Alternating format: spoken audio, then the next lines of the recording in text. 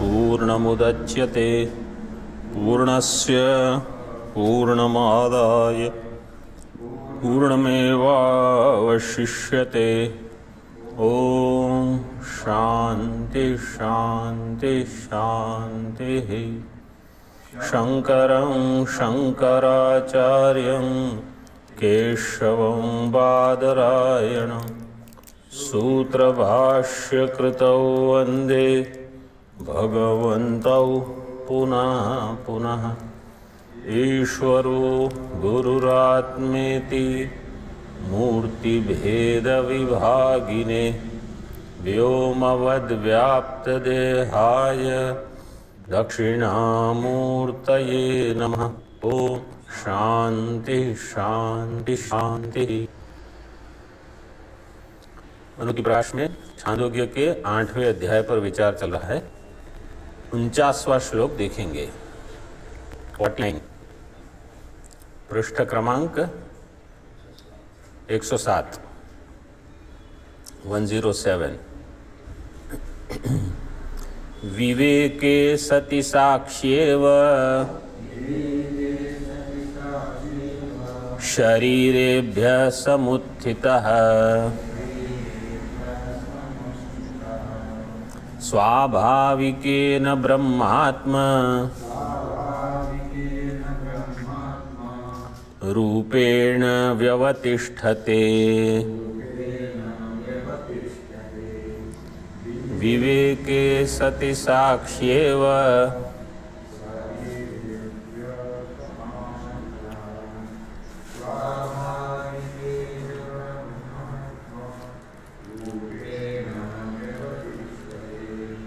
ब्रह्मात्मा रूपेण एक शब्द है, समस्त पद है, अलग लिखा होगा, उसको एक कर दो। अभी यहाँ विचार किस प्रकार चल रहा है कि इस तीन शरीर से मैं अपने आप को एक समझता हूँ। ठीक है कि मुझे लगता है मैं मनुष्य हूँ, पुरुष हूँ, सुखी दुखी, कर्ता भोक्ता इत्यादि।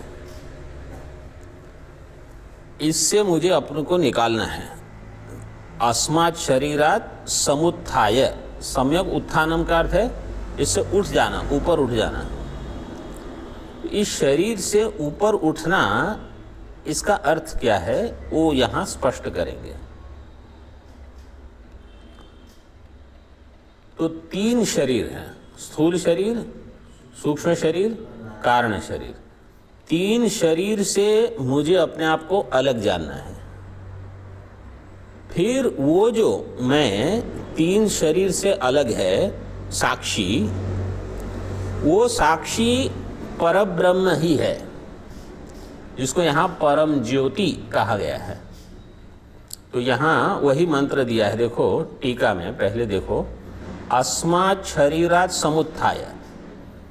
अस्मात् शरीरात् एक वचन दिया है, लेकिन आप बहुवचन समझ लो। शरीरेभ्यः, तीन शरीरों से ऊपर उठकर। इति अस्य व्याख्या पूर्वार्धम, इसकी व्याख्या है इस श्लोक का पूर्वार्ध। पूर्वार्ध मतलब पहले ऊपर वाली पंक्ति। और परम ज्योति रूप संपद्य स्वेन रूपेण अभिनिष्पद्यते इति अस्य शिष्टमर्धम, ये दूसरी पंक्ति का अर्थ है। परम ज्योति रूप संपद्य, परम ज्योति रूप से अपने आप को प्राप्त करके, जान करके, स्वेन रूपेण, अब उसको अपना स्वरूप ज्ञात हो गया। स्वेन रूपेण अभिनिष्पद्यते, ये इसका अर्थ है। तो दो प्रक्रिया है। पहले में शरीर त्रय से अपने आप को भिन्न जानना, दूसरे में इस साक्षी को परब्रह्म जान लेना। तो जब हम ऐसे सोचते हैं, सुनते हैं शास्त्र में कि साक्षी निर्विकार है, साक्षी असंग है, साक्षी में राग द्वेष नहीं है, तो बहुत अच्छा है। जब तक मुझे ये नहीं पता चलता कि मैं साक्षी हूं, तब तक इस ज्ञान का कोई लाभ नहीं है। जैसे आप कहो कि समझो आपका कमरा है, ठीक है, कुटिया जो छोटी है, बहुत ठंड है, आप बाहर खड़े हो और आप कह रहे हो ये कमरा बहुत अच्छा है, इसमें गर्मी रहेगी, इसमें कपड़े भी हैं। अरे लेकिन जब तक आपको ये नहीं पता कि आप ही का है, आप इसका उपयोग कर सकते हो, तब तक आपको इस ज्ञान का लाभ नहीं है कि वहाँ सब अच्छा है। इसी प्रकार साक्षी निर्विकार है, साक्षी राग द्वेष से रहित है, साक्षी असंस्पृष्ट है, साक्षी को संस्पर्श नहीं होता, ये ज्ञान तब तक मुझे कोई लाभ का नहीं जब तक मैं ये नहीं जान लूं कि मैं साक्षी हूं। तो अब मैं साक्षी हूं, इसके लिए मुझे प्रयास करना है। तो सबसे पहला प्रयास क्या है कि मैं स्थूल शरीर नहीं हूं, दूसरा सूक्ष्म शरीर नहीं हूं, तीसरा कारण शरीर नहीं हूं। इसमें थोड़ा विचार है। देखो ये श्लोक देख लो, विवेक सती साक्षी एव शरीरेभ्यः समुत्थितः। विवेक होने पर शरीरेभ्यः, तीन शरीर से साक्षी ही समुत्थितः, सम्यक उत्थितः, ठीक ठीक वहां से वो हट गया है। मतलब हमको अपने आप को तीन शरीर से हटा लेना है। अब इसका अर्थ ये नहीं है कि आप ठंड में ग्रहण के बाद ठंडे पानी में गंगा जी में अधिक समय रहो, क्योंकि भले आप शरीर नहीं हो लेकिन जुकाम वगैरह तो शरीर को होगा, वो तो थोड़े समय में ही बाहर। साक्षी एवं शरीरेभ्यः समुत्थितः स्वाभाविकेन ब्रह्मात्म रूपेण व्यवतिष्ठते। उसके पश्चात मेरा स्वाभाविक रूप क्या है? ब्रह्म ही है। वही ब्रह्म आत्म रूपेण, मतलब मैं ही ब्रह्म हूं, इस प्रकार से व्यवतिष्ठते, वहां उसकी स्थिति हो जाती है साक्षी की। अब देखो विवेक सती कह दिया, तो पहला विवेक क्या है? साक्षी और स्थूल शरीर, ठीक है। स्थूल शरीर से विवेक तो सरल है कम से कम। क्यों? क्योंकि हम रोज शाम को देखते रहते हैं कि लोग जाते हैं, वैसे भी जाते रहते हैं, सुनते रहते हैं हम कि शरीर छोड़ना है एक न एक दिन। तो मैं स्थूल शरीर से अलग हूं, ये भान तो बन जाता है। हमेशा नहीं रहता, स्थूल शरीर से बहुत तादात्म्य हो जाता है, लेकिन कम से कम इसकी थोड़ी समझ तो बनती है। सूक्ष्म शरीर से मैं अलग हूं, इसके लिए बहुत विवेक चाहिए। यहां विवेक सती इतने में ही बोल दिया, लेकिन मैं सूक्ष्म शरीर नहीं हूं, मैं अंतःकरण नहीं हूं, मैं अंतःकरण वाला नहीं हूं। ये विवेक इतना सरल नहीं है, क्योंकि दोनों सूक्ष्म है। साक्षी भी सूक्ष्म है, अंतःकरण भी सूक्ष्म है। और अंतःकरण से तो, स्थूल शरीर से तो केवल इस जन्म का संबंध है, अंतःकरण से और अनादिकाल से संबंध है। जब से सृष्टि हुई है तब से मैं अंतःकरण वाला ही हूं, और वही अंतःकरण चल रहा है। फिर प्रलय के बाद अलग पंच महाभूत का एक सूक्ष्म शरीर रहेगा, लेकिन उसमें वही वासना, वही ज्ञान वगैरह रहेंगे। तो ये विवेक करना, ये किस अवस्था में होगा? तो कहते हैं सुषुप्ति अवस्था में सूक्ष्म शरीर का त्याग हो जाता है। सुषुप्ति अवस्था में इसलिए सुषुप्ति पर विचार करना चाहिए। सुषुप्ति में जाना नहीं है, सुषुप्ति पर विचार करना है कि ये सुषुप्ति अवस्था क्या है जिसमें मैं हूं और सूक्ष्म शरीर नहीं है। वहां ये ज्ञान होता है।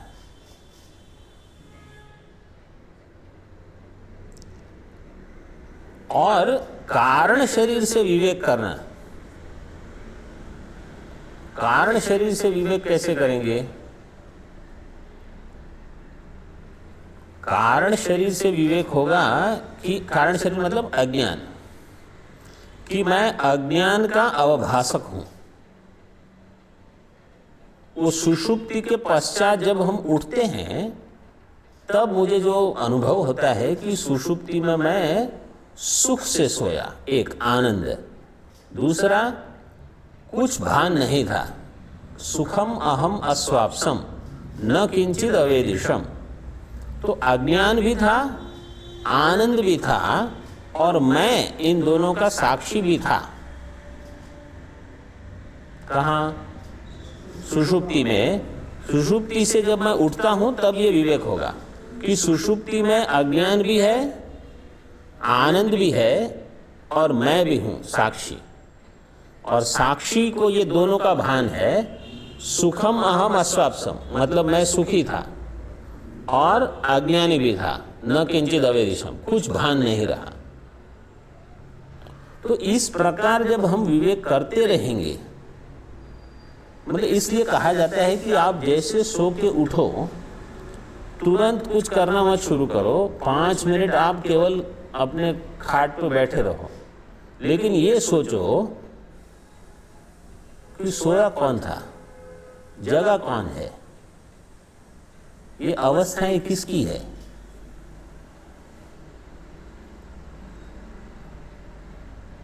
तो तब ये विवेक जब दिन के प्रारंभ में ही हो जाता है तब थोड़ा उसका असर रहता है। और फिर दिन भर जब जब हम सोचते हैं तो ऐसे ही सोचना है कि मैं सुषुप्ति से भिन्न हूं, मतलब अज्ञान से और आनंद से भी भिन्न हूं। आनंद से मतलब जो सुषुप्ति में आनंद का अनुभव होता है उससे। ये है विवेक का स्वरूप।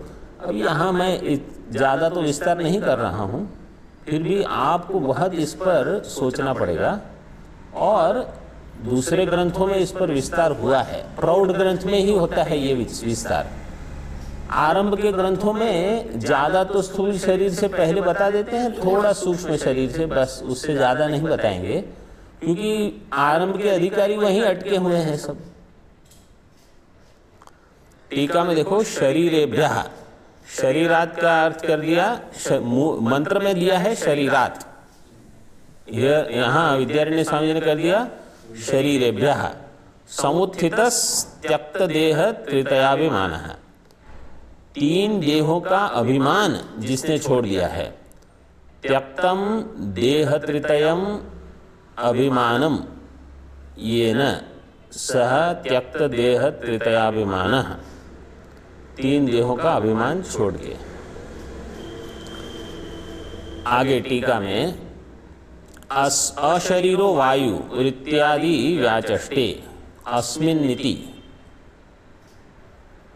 अस्मिन्नर्थे साक्षितुल्या दृष्टान्ता देहवर्जिताः वायवभ्रविद्युतान्नास्ति हस्तपादादिमद्वपुः।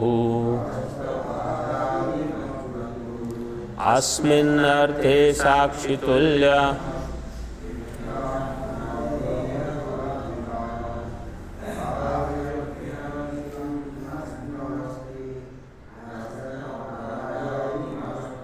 अस्मिन् अर्थे साक्षितुल्या दृष्टान्ताः। साक्षितुल्या समस्त पद है। साक्षितुल्या दृष्टान्ताः देहवर्जिताः। इस अर्थ में साक्षी के सदृश दृष्टांत देते हैं उपनिषद में। क्या है वो? वायु अब्र विद्युताम, जो कि देहवर्जिता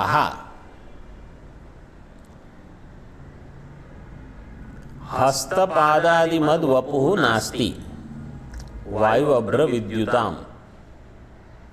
ये कैसे हैं? दृष्टांत कैसे हैं? देह वर्जित। देह वर्जित का अर्थ क्या है? देखो, दार्ष्टान्त में क्या बताना चाहते हैं कि मैं देह वर्जित हूं, मैं देह वाला नहीं हूं। देह वर्जित मतलब देह वाला नहीं हूं। तो जैसे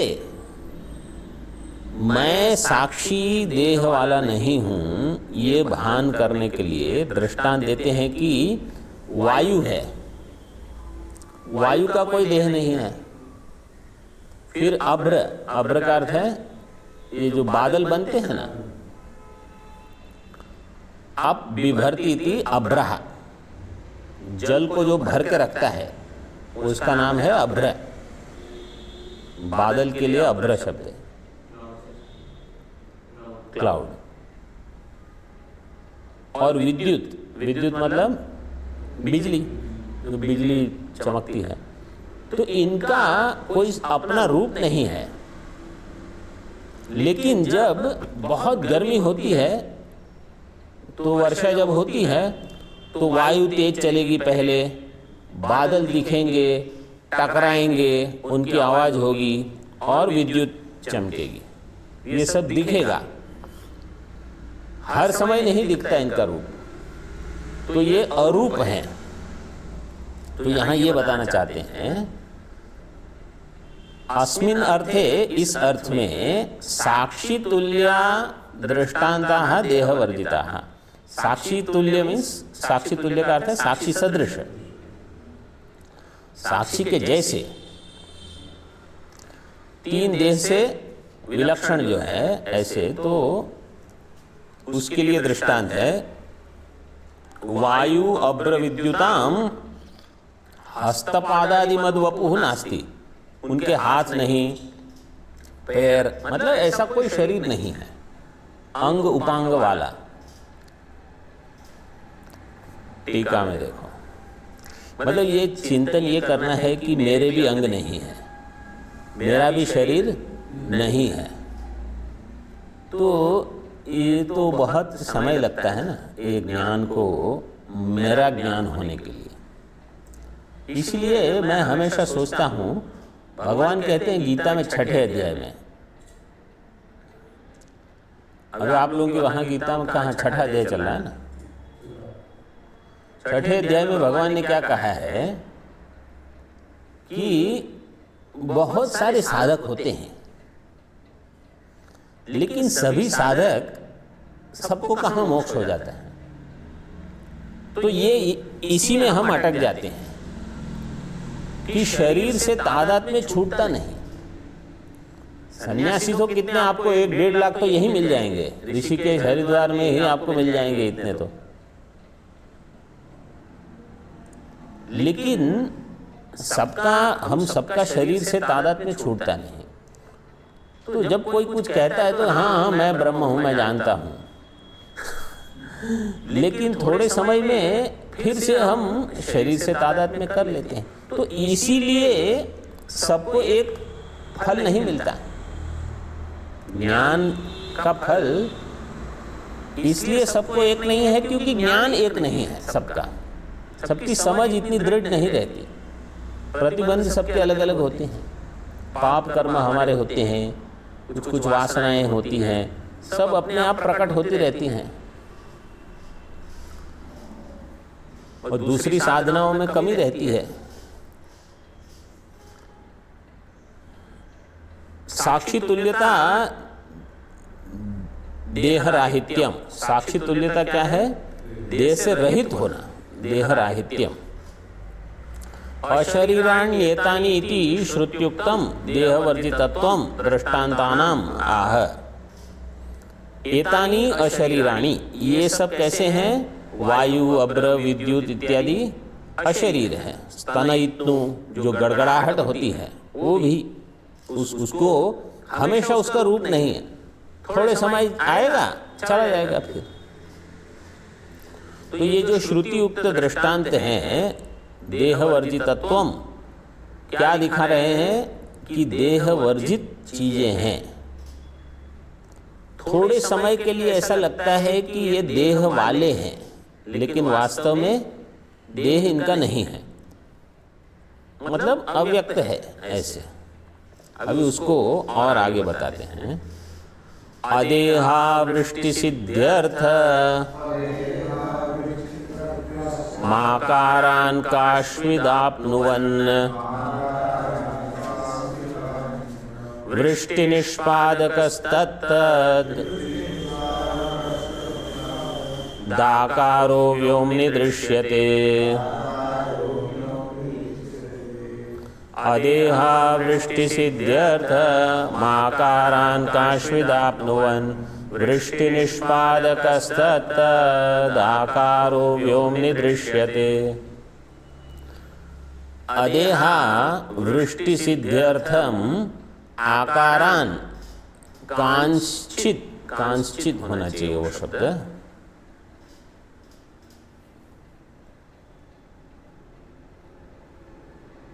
कांश्चित, वो स्पष्ट नहीं है तो उसको कर दो कांश्चित, कांश्विद ऐसा लिख रहा है, कांश्चित।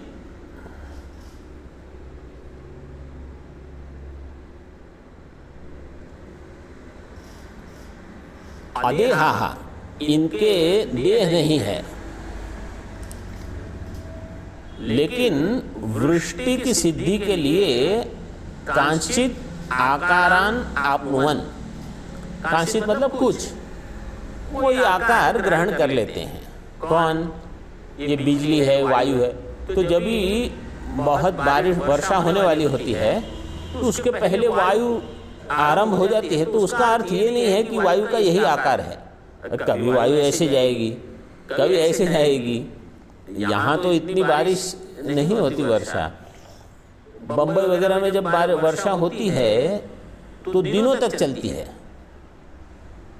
तो कभी ऐसे हवा, कभी ऐसे हवा चलता रहता है, कभी कोई हवा नहीं, ऐसे ही जल गिरता रहता, फिर से शुरू हो जाता है सब।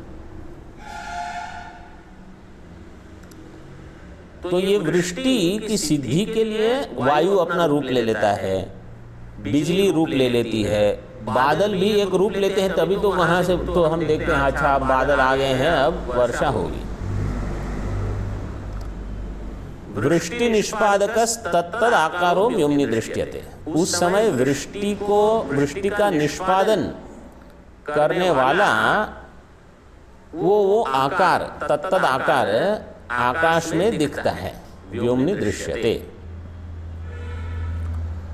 क्या आकार है वो? व्योम्नि वृष्टि निष्पादक है, वृष्टि का निष्पादन करने वाला।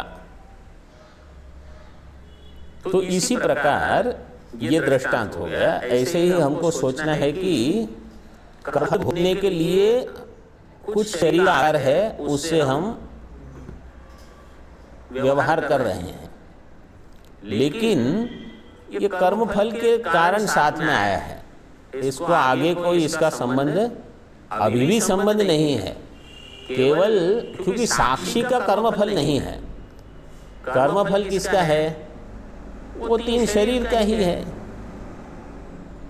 स्थूल शरीर, सूक्ष्म शरीर, कारण शरीर के कर्म, उस कर्म का फल है अगला स्थूल शरीर।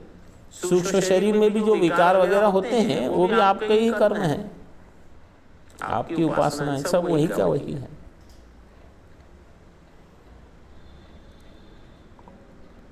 अस्य वहां दिया है अस्य वर्षा समये इत्यादि।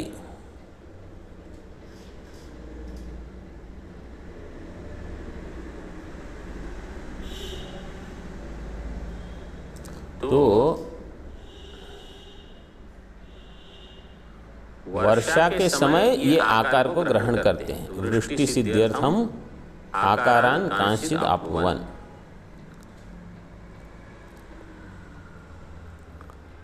अब नीचे टीका में देखो, पहले तद यथैतानि अमुष्माद आकाशात् समुत्थाय परम ज्योतिरुपसंपद्य स्वेन रूपेण अभिनिष्पद्यन्ते इति एतत् तात्पर्यं दर्शयति। तद यथा एतानि अमुष्माद आकाशात् समुत्थाय, एतानि मतलब ये तीन चार जो भी ले लो, कौन कौन? वायु, अभ्र, ज्योति, स्थानयित्नु। आकाशात समुत्थाय, आकाश से उठकर, मतलब आकाश से एक रूप है तो इनका रूप नहीं दिखता, क्योंकि आकाश भी निरूप है, ये सब भी निरूप है। यहां से वो बाहर आते हैं, परम ज्योति रूप संपद्य स्वेन रूपेण अभिनिष्पद्यन्ते। जब बहुत ताप होता है तब ये अपने वास्तविक स्वरूप को प्राप्त करते हैं, मतलब वो कुछ समय के लिए एक रूप ग्रहण कर लेते हैं, ऐसा। तो यहाँ दृष्टांत कैसे देखना है? देखो, अभी मैंने जो बताया कि साक्षी का कोई कर्म रूप नहीं है, साक्षी निरूप है। कर्म से संलग्न जब होते हैं स्थूल सूक्ष्म कारण शरीर, उससे तादात्म्य करके हमको ऐसा लगता है कि मैं रूप वाला हूँ। ये एक तरह से देखना। यहाँ विद्यारण्य स्वामी जी कैसे बताते हैं कि ये जो है वायु, अभ्र, ज्योति इत्यादि, इनका एक स्वरूप है, लेकिन वो अपने स्वरूप में नहीं है। आकाश के साथ एक होकर बैठे हैं। जैसे मेरा एक स्वरूप है साक्षी का, ब्रह्म, लेकिन मैं अभी शरीर के साथ एक होकर बैठा हूं। तो मुझे क्या करना है? शरीर से अलग करना है और ब्रह्म के साथ एक कर देना है। जैसे ये वायु, अभ्र इत्यादि आकाश के साथ एक होकर बैठे हैं, उनको क्या करना होगा? आकाश से अलग करना है और अपने रूप को प्राप्त करना है, और थोड़े समय के लिए ऐसे।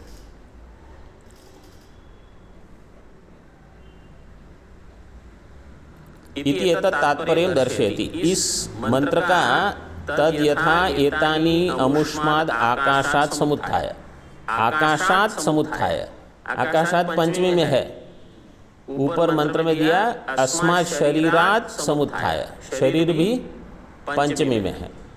तो जैसे आकाश से इनको हटना है, वैसे मुझे शरीर से हटना है। समझ में आया?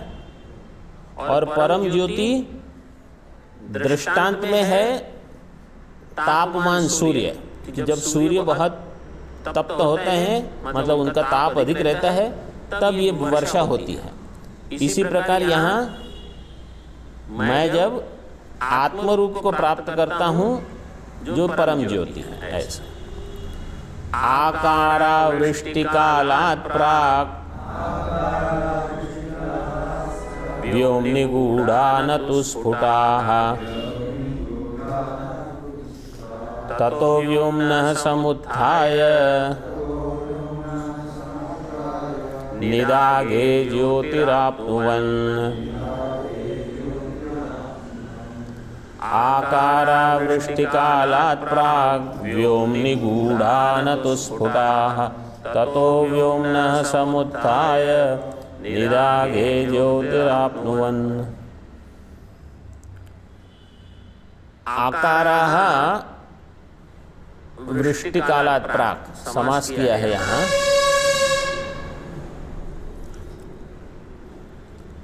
ये जो आकार वाले हैं, वृष्टि काल के पहले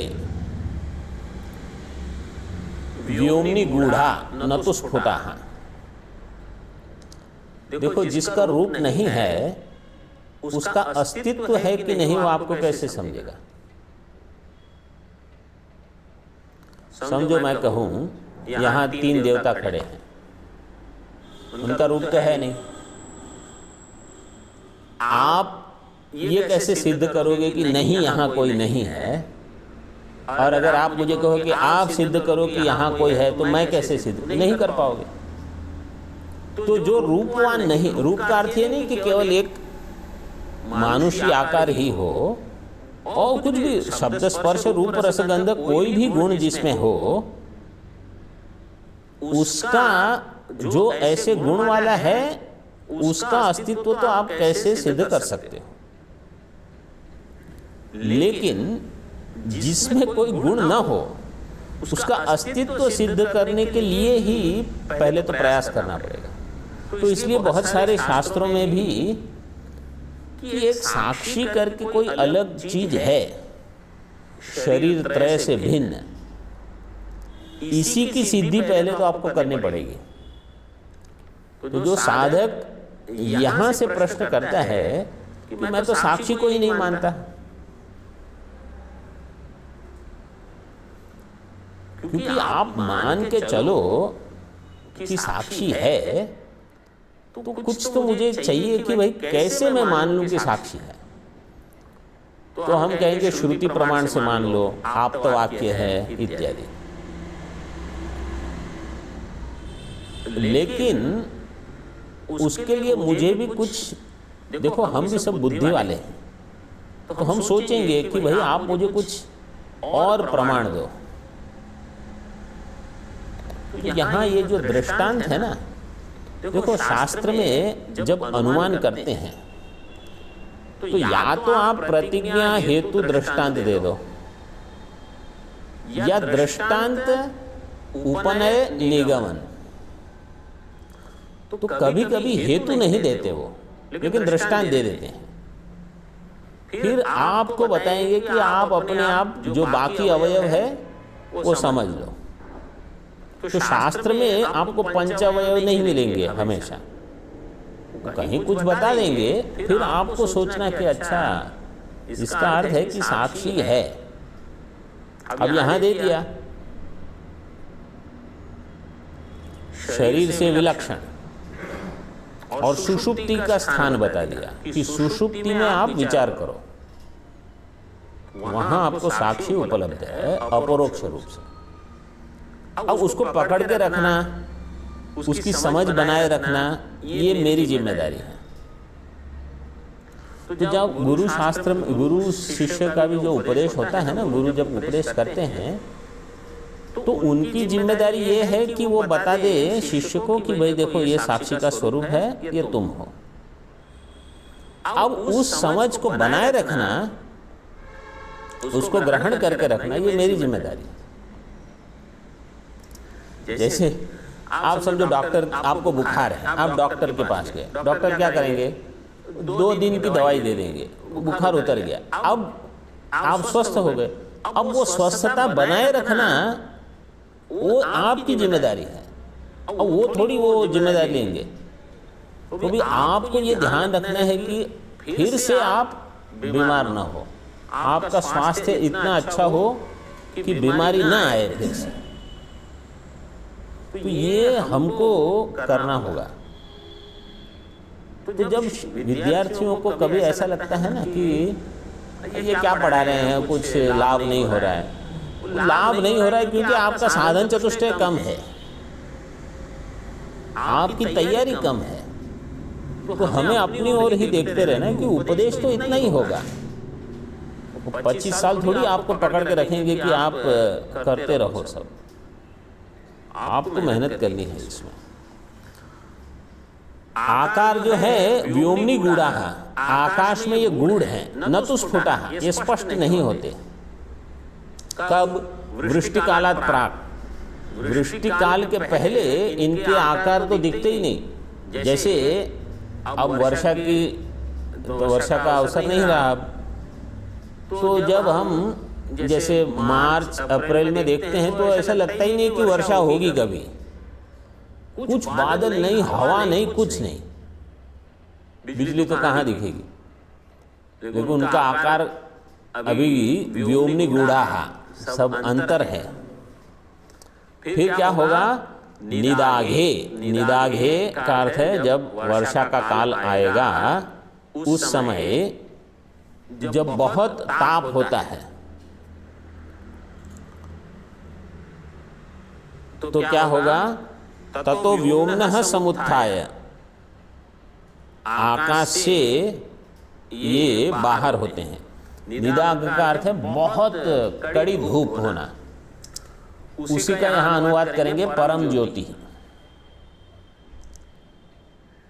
तो निदाघे, निदाघ आने पर व्योम्नः समुत्थाय, आकाश से बाहर आके ज्योति ही आपनुवन, ज्योति मतलब अपना एक रूप को प्राप्त करते हैं। क्योंकि ज्योति शब्द से क्या लेना है यहाँ? दृष्टांत में रूप, दार्ष्टान्त में ब्रह्म। टीका में आकार इत्यादि व्याम द्वाभ्याम 52-53 दोनों श्लोक का यही अर्थ होगा यहाँ। तत इति, तत का अर्थ है प्राग व्योमनी गूढ़त्वात्, इस हेतु से पहले आकाश में गूढ़ होने के कारण फिर वहां से निकलते हैं जब गर्मी प्रखर हो जाती है। एतदेव स्पष्टयति, उसी का स्पष्टीकरण करते हैं आगे। संतापाख्यं परम ज्योतिः प्राप्यते न दृढ़ीकृताः वृष्टिकाले स्वस्वरूपं स्फोरयन्तीति दृश्यते। संतापाख्यं परं ज्योतिः प्राप्यते न दृढ़ीकृताः वृष्टिकाले स्वस्वरूपं स्फोरयन्ति।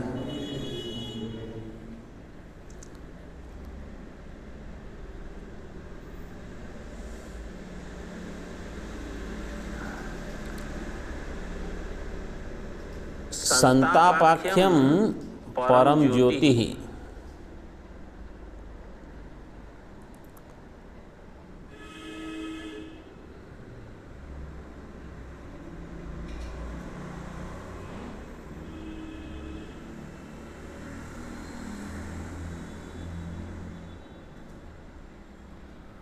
प्राप्य, इसको कैसे पढ़ना है? प्राप्य तेन, ऐसे है इसका अन्वय। प्राप्यते न ऐसा नहीं है। प्राप्य तेन दृढ़ीकृताः, प्राप्य उसको प्राप्त करके उसके कारण दृढ़ होने से दृढ़ीकृताः। वृष्टिकाले स्वस्वरूपम स्फोरयन्ति इति दृश्यते। संतापाख्यम, संताप मतलब, संताप का अर्थ है सम्यक ताप। सम्यक ताप का अर्थ यहाँ क्या होगा? बहुत प्रखर अग्नि। परम ज्योति प्राप्य, उस परम ज्योति को प्राप्त करके तेन दृढ़ीकृताः, उससे ये स्थिर हो जाते हैं। दृढ़ीकृताः मतलब अपने आप को स्थूल स्वरूप में प्राप्त कर लेते हैं। फिर वृष्टिकाले स्वस्वरूपम स्फोरयन्ति इति दृश्यते। वृष्टिकाल में अपने स्वरूप को प्राप्त करते हैं, ये देखा जाता है। अपना उनका जो स्वरूप है वो प्राप्त हुआ, वो दिखता है वर्षा जब शुरू होती है। उस समय बादल गरजते हैं, हवा जोर से तेज चलती है और बिजली चमकती है, तो सबका वहाँ भान हो जाता है स्पष्ट रूप से। ये दृष्टांत है।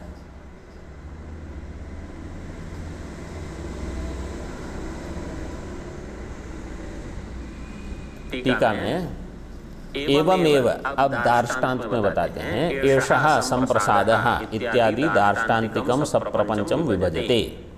ये जो दार्ष्टान्तिक है उसको सप्रपंचम, सप्रपंच का अर्थ है, सप्रपंच का अर्थ क्या है? हाँ, विभजते नहीं, उसकी व्याख्या नहीं की है। सप्रपंच का अर्थ है, हाँ, लेकिन प्रपंच का अर्थ क्या है? विस्तार करके, विस्तार करके बताते हैं। तथायमशरीरः सन् साक्ष्यज्ञानतिरोहितः देहेऽन्तर्भूय वपुषो विवेकेन समुत्थितः तथायमशरीरः सन् साक्ष्यज्ञानतिरोहितः देहेऽन्तर्भूय वपुषो तथा अयम अशरीरः, अयम अशरीरः, ये अशरीर साक्ष्य ज्ञान तिरोहित एक समस्त पद है, अलग नहीं है, उसको एक कर दो। साक्ष्य ज्ञान तिरोहित जो है एक पद है। स्वामी जी 54 में साक्ष्य ज्ञान तिरोहित है, एक पद कर दो। कहाँ बाएं पेज में है कि दाएं में है? दाएं में है। बाएं में कहाँ आपने किया? उनका अलग है। अच्छा उनका है तो सब बाएं में है उनका। हाँ?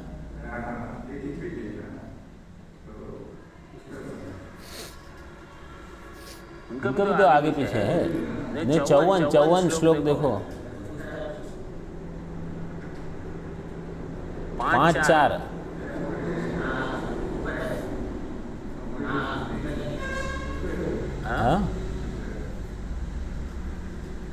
अच्छा इनका इधर है, उनका उधर है। हाँ अच्छा है सब में, लेकिन एक देखना है आपको क्योंकि चारों लोग की अलग अलग पुस्तक दिख रही है और मेरा अलग है। इसमें दाएं बाएं नहीं है, ये सब एक साथ है। जब वहाँ उपनिषद पाठ में कभी कभी स्वानंद स्वामी कहते हैं वाम पृष्ठ में है, अब यहाँ वाम मुझे नहीं, मुझे तो नंबर पता हो, इसलिए मैं अपने आप ही याद रखता हूँ कि कहाँ पूरा हुआ है। वाम पार्श्व में दक्षिण पार्श्व में वो बोलेंगे।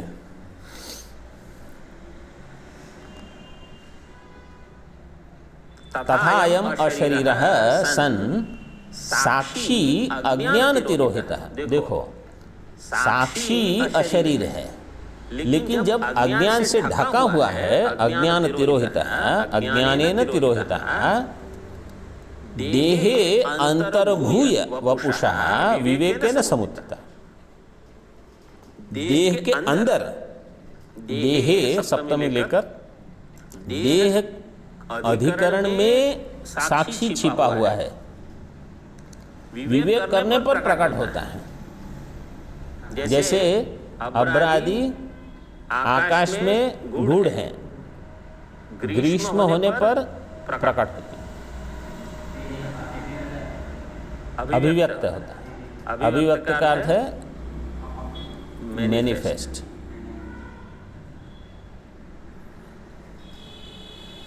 तो अभिव्यक्ति प्राप्त करना मतलब अपने रूप को प्राप्त कर लेना, किसी प्रकार अपने आप को व्यक्त करना।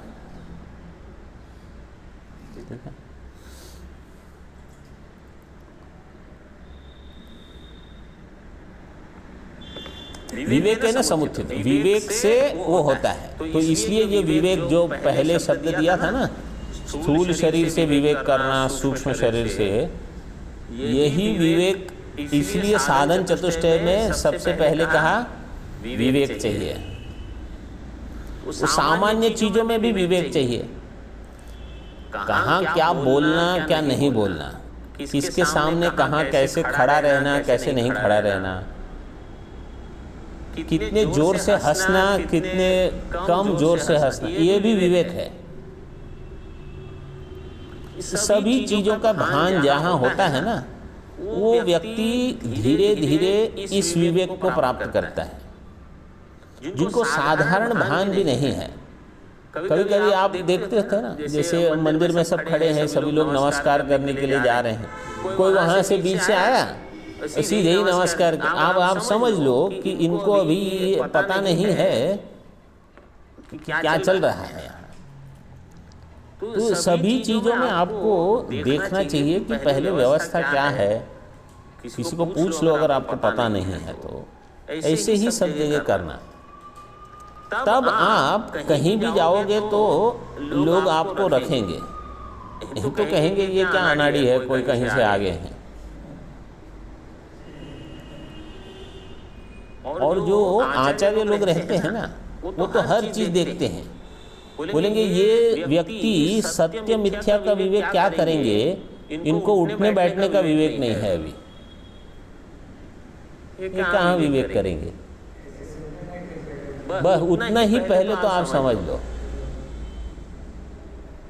जो ये विवेक नहीं कर पाते, वो मैं ब्रह्म हूँ जगत मिथ्या है, ये विवेक कहाँ करेंगे। उनको कहें अभी आप बैठो, आप अभी तैयार नहीं। तो विद्यार्थियों को कभी कभी लगता है अरे मैं क्यों तैयार नहीं हूँ, ये सब तैयार है। अरे लेकिन आप देखो कहाँ खड़े हो आप। तो ये होता है। तो उनको सब परीक्षा लेने की जरूरत नहीं रहती। जैसे द्रोणाचार्य, जब युधिष्ठिर को धनुष बाण दिया, बोले वहाँ पक्षी है उसको बाण चलाना है। उसको केवल प्रश्न पूछा कि आप क्या देख रहे हो। बोले मैं आपको देख रहा हूँ, पेड़ को देख रहा हूँ, यहाँ सब भाई खड़े हैं उनको देख रहा हूँ, पक्षी को भी देख रहा हूँ। बोले रख दो। दुर्योधन को भी पूछा, ऐसे ही उत्तर दिया। अब उनको लगा नहीं होगा कि अरे अर्जुन को तो आपने कहा आप बाण चलाओ, मुझे क्यों नहीं चलाने दिया, मैं भी चला लेता। अरे आपके प्रश्न के उत्तर से ही उनको समझ में आ गया कि अभी आप तैयार नहीं हो। आपको भले बुरा लगे, लेकिन आचार्य को तो पता रहता है। फिर जब अर्जुन ने कहा क्या मैं केवल पक्षी देख रहा हूँ, बोले हाँ ये ठीक चल रहे हैं। बोले और ठीक से देखो, केवल आंख देख रहा हूँ। बोले लगाओ।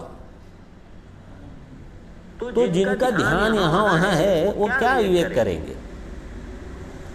बहुत सूक्ष्म विचार चाहिए इसके लिए। हम लोग बहुत स्थूल वस्तु में जब हम जुटे रहते हैं, अपने आप को यहाँ वहाँ जोड़ते रहते हैं, फिर इतना सूक्ष्म विवेक नहीं होता।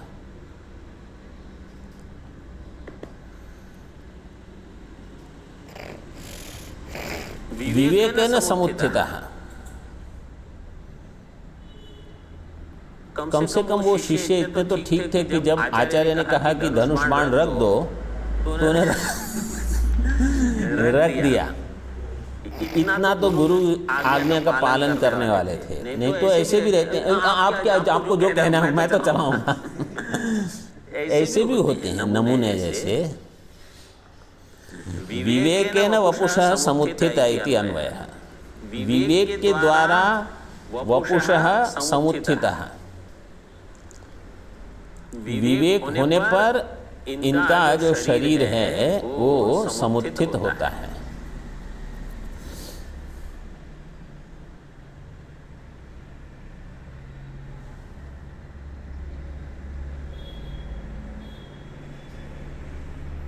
अब आगे क्या कहते हैं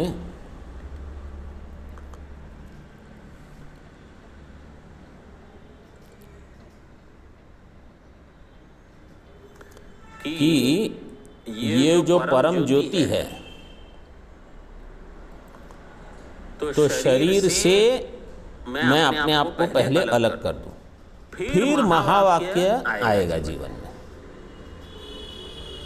महावाक्य का उपयोग तभी होगा जब पहले मैंने ठीक ठीक त्वमपद विचार कर लिया है। परम ज्योतिर्ब्रह्म रूपं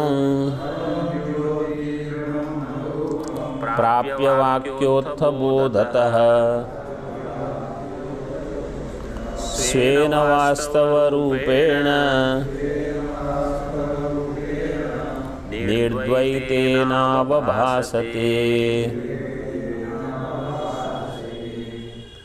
परम ज्योतिर्ब्रह्म रूपं प्राप्य वाक्योत्थ बोधतः स्वेन वास्तवरूपेण निर्द्वैतेनावभासते।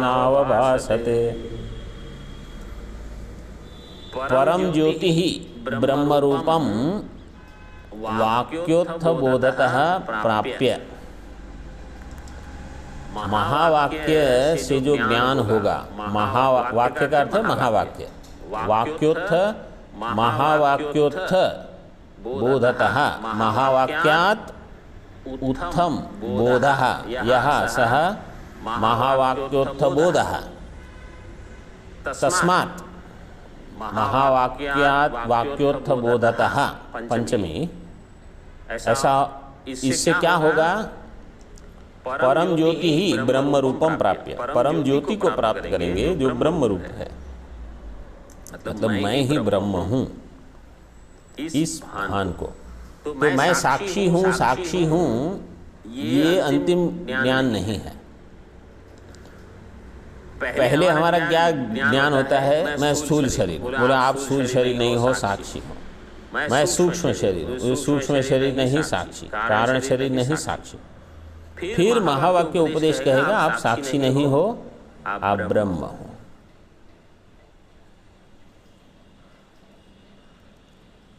वाक्योत्थ बोधतः परम ज्योति ही ब्रह्म रूपम प्राप्य स्वेन वास्तव रूपेण निर्द्वैतेन अवभासते। निर्द्वैत का अर्थ है अद्वैत, जहां द्वैत न हो।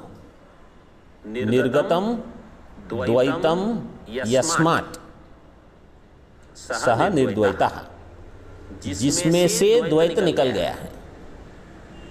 तो जब बहुव्रीहि करते हैं तो यस्य कहाँ लगाना, यस्मात् कहाँ लगाना, यस्मिन कहाँ लगाना, वो सोच के फिर लगाते हैं। निर्द्वैतेन अवभासते, वास्तव रूपेण, मेरा जो वास्तविक रूप है उस रूप में मैं स्थित हो जाता हूँ। टीका में देखो, परम ज्योति रूप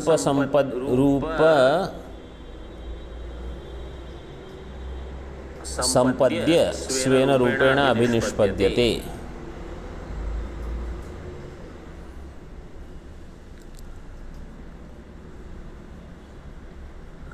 ये दूसरा मंत्र है जो छांदोग्य का, उसी का विवरण चल रहा है।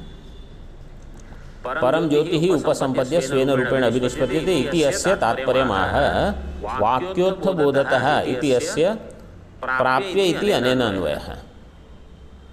वाक्य से जो बोध होता है उससे ये प्राप्त होगा, परम ज्योति प्राप्त होगी।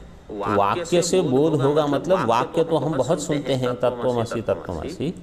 तो बुद्धि को एक क्या है जो हम अध्ययन करते रहते हैं ना, तो बुद्धि थोड़ी सूक्ष्म बनती रहती है।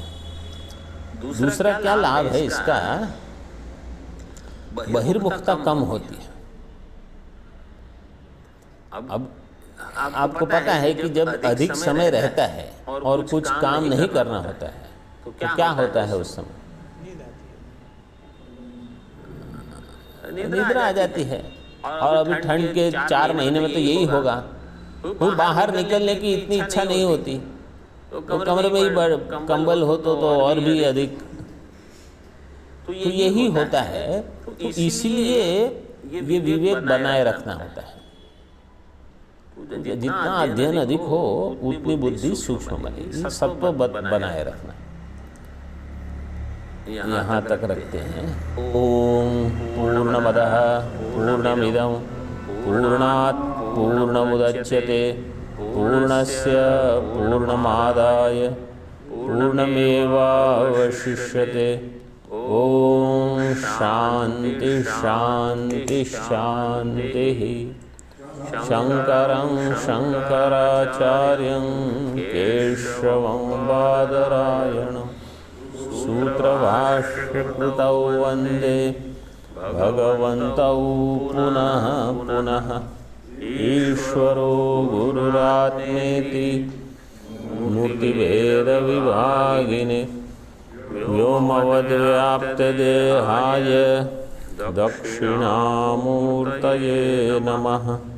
ओम शांति शांति शांति।